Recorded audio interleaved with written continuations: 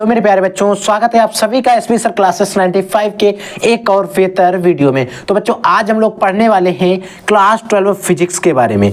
अगर आप लोग इस बार क्लास 12 में हैं और आपको अगर बोर्ड एग्जाम 2024 देना है तो आज का वीडियो आपके लिए सबसे ज़्यादा इंपॉर्टेंट, क्योंकि आज के इस लेक्चर के अंदर 5 सबसे मोस्ट इंपॉर्टेंट जो भी मोस्ट आईएमपी टॉपिक होने वाले हैं उनको हम लोग डिस्कस करने वाले हैं। 5 सबसे महत्वपूर्ण टॉपिक जो हमारे बोर्ड एग्जाम 2024 के लिए सबसे ज़्यादा इंपॉर्टेंट होने वाले हैं। आप इन टॉपिक को जरूर पढ़ के जाना, क्योंकि ये टॉपिक आपके बोर्ड एग्जाम 2024 में 100% चांस है कि आ सकते हैं। तो आइए सबसे पहले हम बिना समय को वेस्ट किए हुए एक एक टॉपिक को बिल्कुल ध्यान से समझ लेते हैं। देखिए, पहला को टॉपिक हमारा वैद्युत द्विध्रुव क्या होता है। देखिए, वैद्युत द्विध्रुव क्या होता है, मान लीजिए एक हमारे पास यहाँ पर बिंदु है, एक यहाँ पर बिंदु है। हमने इस पर क्या किया, 5 कूलम आवेश लगाया, प्लस 5 कूलम और इस पर माइनस 5 कूलम, दोनों पर है 5 कूलम आवेश।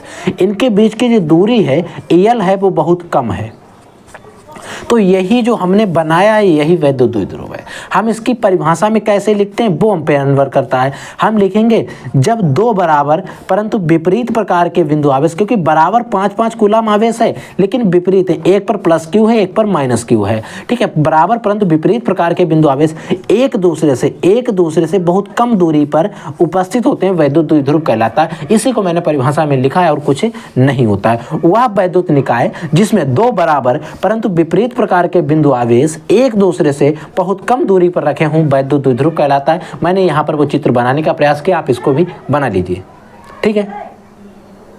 ठीक है, समझ में आया कि वैद्युत द्विध्रुव क्या होता है। वह निकाय जिसमें दो बराबर होना चाहिए परंतु विपरीत प्रकार के।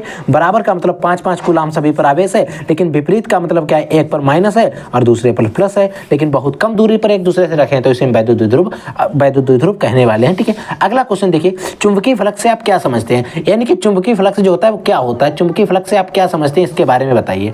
तो चुंबकीय फ्लक्स क्या होता है, अगर हम बात करते हैं चुंबकीय फ्लक्स की, तो किसी सतह के अभिलंबवत, अगर मान लीजिए कोई सतह है उसके अभिलंबवत गुजरने वाली वैद्युत बल रेखाएं, जो भी बल रेखाएं होगी उनकी संख्या होगी उस सतह के संबंध में जो फ्लक्स कहता है, उस सतह की जो संख्या होगी, बल रेखाओं की जो संख्या होती है। मान लीजिए, फिर दोबारा समझिए, अगर किसी सतह है उस सतह के अभिलंबवत गुजरने वाली, उस सतह से अभिलंबवत जितनी भी वैद्युत बल रेखाएं गुजरेंगी, उन वैद्युत बल रेखाओं को ही उस सतह के संबंध में, उस सतह के अकॉर्डिंग चुंबकीय फ्लक्स कहा जाता है। इसे फाई से प्रदर्शित करते हैं। ये चीज आपको याद रखना है और इस पर हमारे न्यूमेरिकल भी आते हैं, मैंने आपको पढ़ाया भी है, ठीक है बच्चों। अगला क्वेश्चन देखिए, अगला क्वेश्चन बच्चों है नमन कोण या नति कोण को परिभाषित कीजिए। बच्चों, नमन कोण क्या होता है या फिर नति कोण क्या होता है। देखिए, नमन कोण क्या होता है और नति कोण क्या होता है, इनके बारे में बिल्कुल आसान तरीके से समझिए, क्योंकि ये डेफिनेशन थोड़ी टफ होती है, क्योंकि ये कंफ्यूजर होती है। किसी स्थान पर पृथ्वी की संपूर्ण चुंबकीय क्षेत्र की तीव्रता, एनीथिंग, किसी भी पार्टिकुलर स्थान पर, ठीक है, किसी भी स्थान पर पृथ्वी की संपूर्ण चुंबकीय क्षेत्र की तीव्रता चुंबकीय यामोत्तर, चुंबकीय क्षेत्र की तीव्रता चुंबकीय यामोत्तर में स्थित क्षैतिज रेखा के साथ, किस रेखा के साथ, क्षैतिज रेखा के साथ जो कोण बनता है उसे ही नमन कोण या फिर नति कोण। नमन कोण और नति कोण बात एक ही है। कभी कभी बोर्ड एग्जाम में नति कोण को परिभाषित कीजिए ऐसा पूछ देता है, कभी कभी बोर्ड एग्जाम में पूछ देता है नमन कोण को परिभाषित कीजिए, कभी कभी ऐसे भी पूछ देता है, ठीक है, समझ में आया।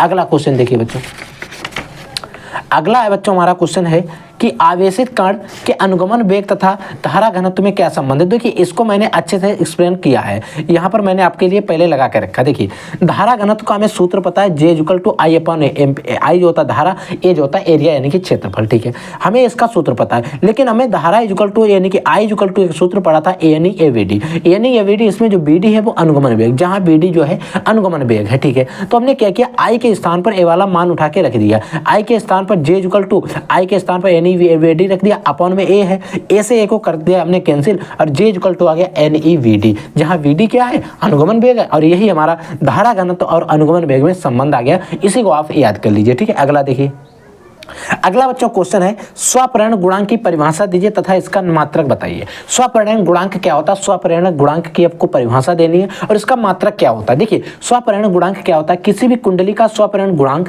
कुंडली के चुंबकीय फ्लक्स ग्रंथियों की संख्या, चुंबकीय फ्लक्स की ग्रंथियों की संख्या के बराबर होता है। कोई भी अगर कुंडली, उसका स्वपरिण जो गुणांक होगा, उस कुंडली के चुंबकीय जो कुंडली होगी उसमें स्वगुणांक जो कुंडली होगी उसमें जो कुंडली की संख्या होगी, चुंबकीय कुंडली जो होगी उसमें चुंबकीय फ्लक्स की ग्रंथियां होंगी, उसमें ग्रंथियां होती हैं, उनकी जो संख्या होती है उसी को या उन संख्याओं के बराबर होता है। कौन? स्वपरिणन गुणांक। ठीक है, जब कुंडली में एकांक धारा प्रवाहित हो रही हो, लेकिन इसके लिए कंडीशन कौन सी होती है? जब होना क्या चाहिए, कुंडली जो होता है उसमें धारा जो है एकांक एक साथ प्रवाहित हो रही, एक नियमित तरीके से प्रवाहित हो रही हो। ठीक है, और उसका जो मात्रक होता है बच्चों हेनरी होता है। ये थे टॉप 5 टॉपिक जो मैंने आपको बता दिए। इन सारे टॉपिक को याद कर लेना, और अगर कोई क्वेश्चन होता है तो आप हमारे इसी वीडियो के कमेंट सेक्शन में कमेंट करके हमसे पूछ सकते हैं, मैं उसका जवाब 100% देने का प्रयास करूंगा। ठीक है बच्चों, तो पढ़ते रहिए, आगे बढ़ते रहिए। I will take next class, तब तक के लिए जय हिंद, वंदे मातरम।